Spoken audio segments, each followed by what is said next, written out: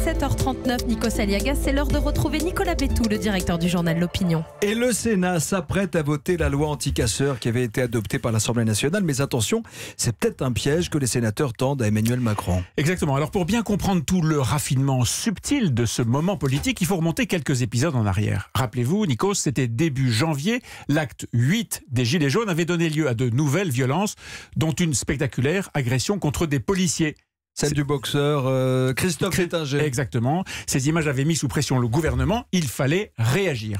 Et pour aller vite, Édouard Philippe annonce que l'Assemblée nationale va en urgence se saisir d'un texte de loi anti-casseurs qui a déjà été voté par le Sénat. Avantage, on gagne du temps dans la navette, dans les allers et retours entre les deux assemblées. On peut la voter vite. Ça, c'est de la politique efficace. Sauf que, problème, cette loi au Sénat a été initiée et votée par l'opposition à Macron. Oui, c'est-à-dire les Républicains qui sont majoritaires dans cette Chambre. C'est ça, c'est un projet de Bruno Retailleau, le leader des Républicains au Sénat, et ça crée tout de suite beaucoup d'émotions chez En Marche. Loi liberticide, politique répressive, les grands mots se mettent à voler bas, et ça tangue pas mal au cœur de la majorité d'Emmanuel Macron. Bon, finalement, après de longs débats, cette loi est un peu assouplie, et elle sera à son tour votée par l'Assemblée début février, mais mal votée. Il manquait les voix de 66 députés En Marche, 50 qui s'étaient bruyamment abstenus et 16 absents qui devaient avoir piscine ce jour-là, vous voyez. Mais c'est passé quand même, vaille que vaille, et maintenant le texte revient au Sénat. Voilà, mais 50 abstentions dans la majorité, c'est beaucoup, il fallait corriger ça.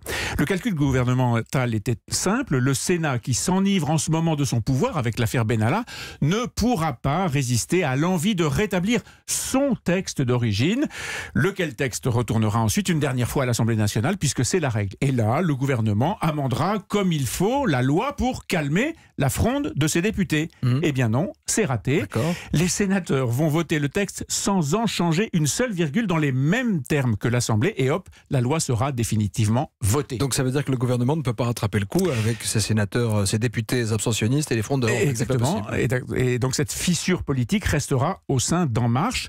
Au passage, le Sénat se donne le beau rôle en expliquant la main sur le cœur que sa priorité, c'est que la loi anti-casseurs soit vite applicable. Il se paye même le luxe de tordre un peu le nez en disant que l'Assemblée y a été un peu fort dans le genre répressif sur un article ou deux du grand art. Vous vous souvenez de ce que disait Gilles Legendre, le patron des députés En Marche, à propos de la taxe carbone? Rappelez-nous. Nous avons été trop intelligents, trop subtils. Eh bien là encore, croyez-moi, ça saute aux yeux. Ça s'appelle la démocratie? Exactement, le contre-pouvoir.